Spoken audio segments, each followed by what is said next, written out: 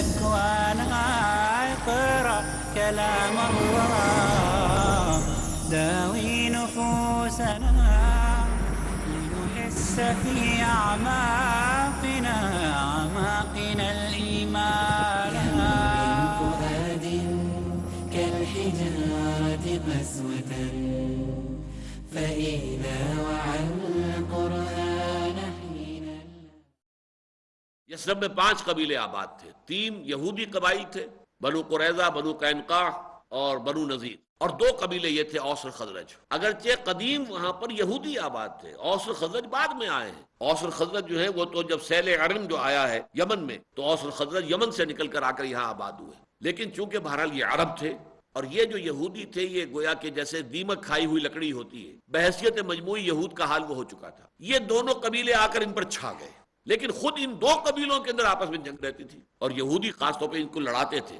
یہ داستان چلی آ رہی تھی 100 برس سے مدینے کے اندر۔ حضور کی تشریف آوری کے بعد ان دونوں قبیلوں کو اللہ تعالیٰ نے بنا دیا جیسے باہم شیر و شکر ہو، تباہی کے آخری کنارے پر پہنچے ہوئے تھے۔ عبداللہ ابن ابی یہ خزرج کا سردار تھا، بہت بڑا سردار تھا، اور خزرج کا قبیلہ جو ہے اوس کے مقابلے میں 3 گنا زیادہ بڑا تھا۔ اس کو طے کر لیا کہ اس کو بادشاہ بنا لیں گے اپنا، بس یہ پھر سب کے اوپر حکومت کرے گا، آخری فیصلے یہ کیا کرے گا۔ تاج پوشی کی رسم باقی تھی کہ حضور پہنچ گئے صلی اللہ علیہ وسلم، اس کو بہت بروقت آ کر محمد الرسول اللہ صلی اللہ علیہ وسلم نے اس خلا کو پر کر دیا۔ اس حوالے سے وہاں اسلام جو ہے وہ بڑی تیزی کے ساتھ پھر پھیلا اور آپ کے قدم جو ہے بڑی مضبوطی کے ساتھ وہاں جم گئے۔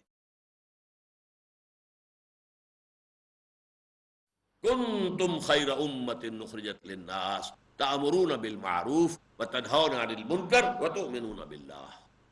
اب سب سے بڑا معروف کیا ہے؟ یہ زمین اللہ کی ہے، اللہ کا حکم اس پر چلنا چاہیے۔ سب سے بڑا منکر کیا ہے؟ کہ کوئی اللہ کا مد مقابل بن کر کھڑا ہو جائے۔ I am the sovereign. Whatever I say, the word that I utter is the law. بادشاہ کا کہتا ہے اس کا فرمایا ہوا قانون ہے، جو اس کی زبان سے نکل جائے وہ قانون ہے، اٹل ہے۔ وہ اللہ کے مد مقابل خدائی کا دعوے دار بن کر کھڑا ہوا، چاہے فرعون تھا چاہے نمرود تھا۔ لیکن آج پوری نوع انسانی مدعی ہو گئی ہے، وی آر سوورن، اختیار ہمارے ہاتھ میں ہے۔ یہ سب سے بڑا منکر ہے، سب سے بڑا فساد، سب سے بڑی بغاوت۔ اتنے وسیع پیمانے پر کبھی بھی دنیا کی پوری تاریخ میں بغاوت نہیں ہوئی۔ کہ قرآن مجید میں مشرکین کا قول تو یہ ہے کہ ان سے پوچھئے یہ دنیا کس نے بنائی؟ فوراً کہیں گے اللہ نے بنائی۔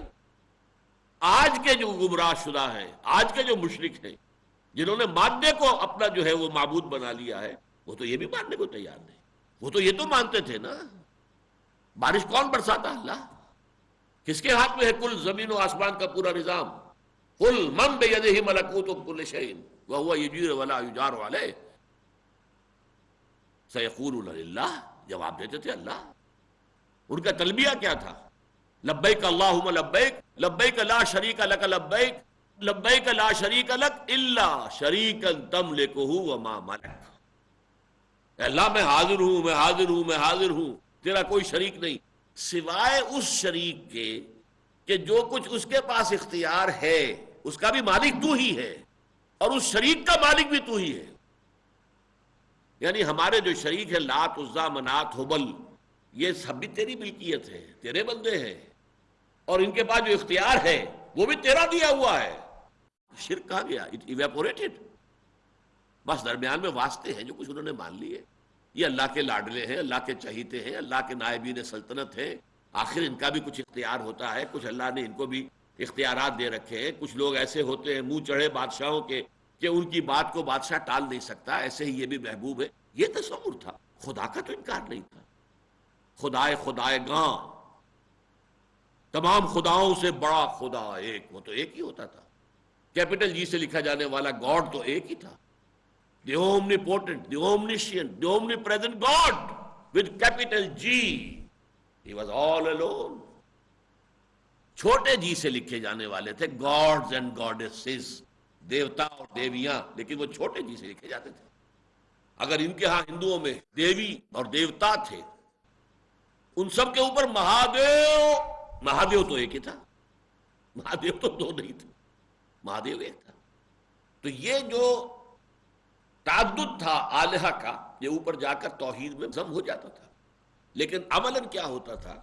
اوپر والا تو اوپر بیٹھا ہے، کہ نیچے والوں کی سیوا کرو، ان کی کو سیوا کرو گے تو یہ ہے کہ جو تمہیں وہاں چھڑوا لیں گے، بچا لیں گے۔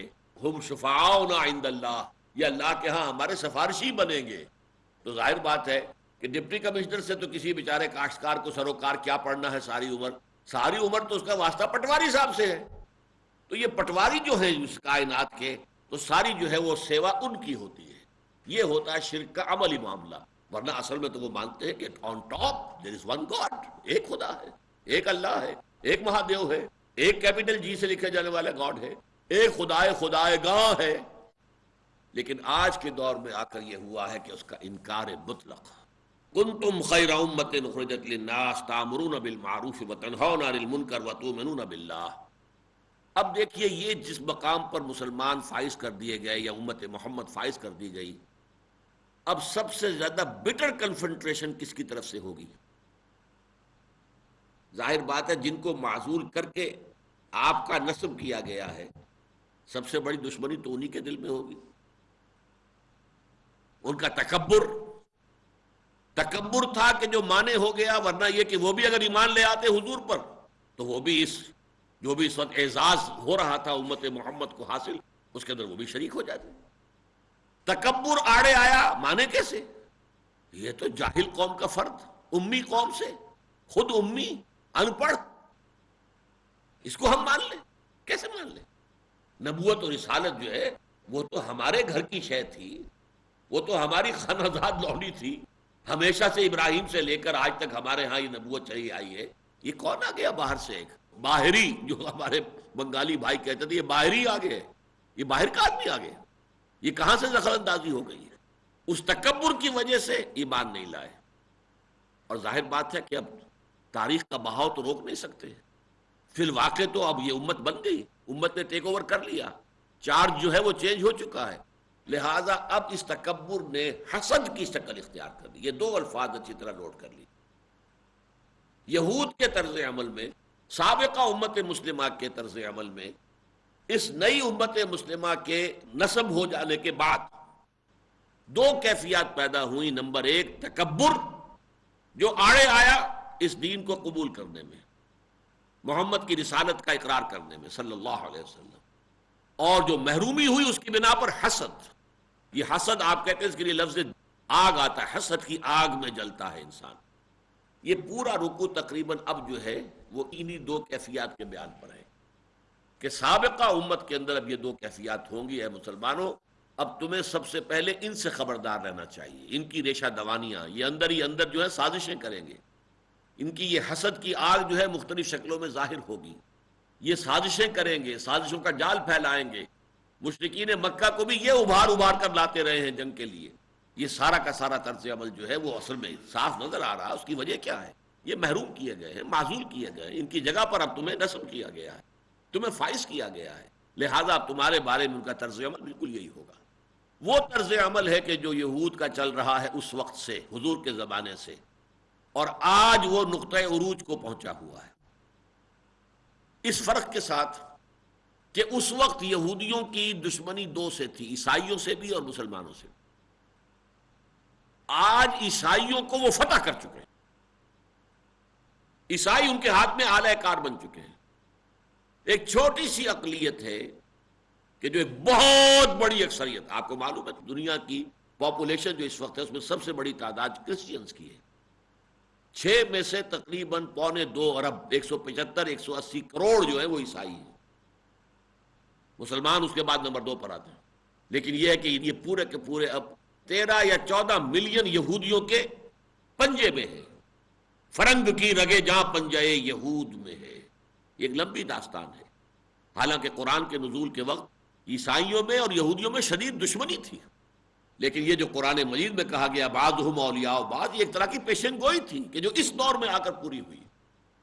آج وہ آلہ کار بن چکے ہیں۔ چنانچہ جون کے جو ریولیشنز ہیں، مکاشفات یوحنا، آخری باب ہے جو بائبل کا، اس میں جو ایک تمثیلاتی انداز میں اس دنیا کے آخری دور کے کچھ حالات و واقعات کی پروفیسی کی گئی ہے، وہ انہوں نے دیکھا، ان کے مکاشفات تھے۔ بہرحال یہ جو رول ہے ان کا وہ منیچر فارم میں، ابھی ابتدائی شکل میں، ایمبریونک فارم میں اس وقت مدینے میں موجود تھا. اس روشنی میں یہ آیات پڑھیے اب. وَلَوْ آمَنَ أَهْلُ الْكِتَابِ لَكَانَ خَيْرًا لَّهُمْ، اگر یہ اہل کتاب بھی ایمان لے آتے تو بہت بہتر ہوتا ان کے حق میں. یہ بھی اس اعزاز اور اکرام کا کنتم خیر امت اخرجت للناس، ان کو بھی اس میں سے حصہ ملتا، اسی خیر امت میں شامل ہو گئے ہوتے، وہی اعزاز و اکرام ان کے حصے میں بھی آ جاتا. منہم المومنون، ان میں سے ہیں کچھ مومن، لیکن اکثرهم الفاسقون، ان کی اکثریت جو ہے نافرمانوں، ناہنجاروں اور خدا کے باغیوں پر مشتمل. اور ظاہر بات ہے قاعدہ دنیا میں یہ ہے کہ حکم الاکثر حکم الکل، جو اکثریت کا معاملہ ہوتا ہے وہ کل کا سمجھا جاتا ہے. اقلیت کے حوالے سے فیصلے نہیں ہوتے، بلکہ سورہ انفال کے اندر بات واضح کی گئی ہے وَاتَّقُوا فِتْنَةً لَا تُصِيبَنَّ الَّذِينَ ظَلَمُوا مِنكُمْ خَاصَّةً. جب ظالموں کی کثرت ہو جائے اور کسی معاشرے میں برائی جو ہے غالب آ جائے، پھر جب عذاب آتا ہے تو ان میں جو اس برائی سے بچے ہوئے ہوتے ہیں وہ بھی لپیٹ میں آ جاتے ہیں. اس لیے کہ حکم الاکثر حکم الکل. منہم المومنون میں تین امکانات ہیں. ان میں سے بعض وہ بھی ہیں جو ایمان لے آئے ہیں محمد الرسول اللہ صلی اللہ علیہ وسلم. عبداللہ ابن سلام یہودی عالم دین تھے بہت بڑے، ایمان لے آئے، اور بھی ہوں گے. یا یہ کہ ان میں سے وہ لوگ ہیں کہ جو اپنا ملت موسوی پر پوری طرح ایمان رکھتے ہیں، لیکن اکثریت وہ ہے کہ اس کے اعتبار سے بھی فاسق ہو چکے، جیسے آج ہمارا مسلمانوں کا حال ہے. ہم میں سے کتنے فیصد ہیں جو واقعتاً جو سنت محمد صلی اللہ علیہ وسلم اور اسوہ محمد صلی اللہ علیہ وسلم پر عمل پیرا ہے؟ ویسے تو ہیں ہم مسلمان ہیں، امتی ہیں، لیکن کتنے ہیں جو فی الواقع امتی ہوں؟ اکثر و بیشتر تو جو ہے اکثرہم لفاسقون، تو فاسق ہے. تیسرے معنی یہ ہے کہ ان میں وہ لوگ ہیں کہ جو ایمان لے آئیں گے وقت گزرنے کے ساتھ انشاءاللہ. ابھی ذرا ان کو وقت لگ رہا ہے، لیکن یہ کہ پوٹینشلی وہ بھی مومن ہے کہ وہ ایمان لے آئیں گے. تینوں معنی ہو سکتے ہیں، لیکن یہ تینوں چیزیں بھی ایک بہت ہی قدر قلیل اقلیت کے درجے میں ہے. اکثرہم الفاسقون، ان کی عظیم اکثریت جو ہے، غالب اکثریت جو ہے، وہ فاسقین پر مشتمل ہے. اقرأ قرآنا لن یضروکم الا اذی، اے مسلمانوں تم گھبراؤ نہیں، یہ تمہیں کوئی ضرر نہیں پہنچا سکیں گے مگر کچھ تکالیف. ضرر وہ ہے جو ڈیمیج ہو جائے، تکلیف وہ ہے جو وقتی طور پر آپ کو ناگوار محسوس ہو.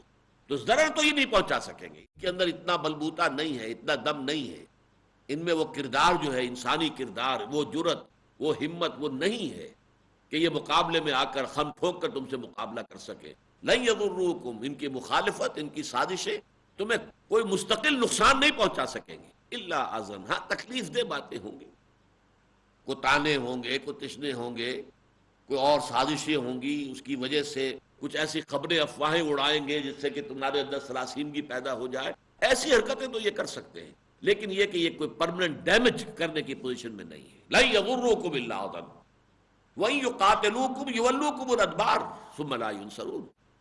اور اگر بالفرض انہوں نے تم سے جنگ کی جرت کی، ہمت کی، تو یہ فوراً ہی پیٹھ دکھا دیں گے اور پھر ان کی کوئی مدد نہیں کی جائے گی. اس میں بھی پس منظر میں ہے، اصل میں یہود کے قبائل جو تھے مدینے میں آباد تھے، ان کے کچھ آپس میں حلیف ہونے کا رشتہ تھا اوس اور خزرج کے ساتھ.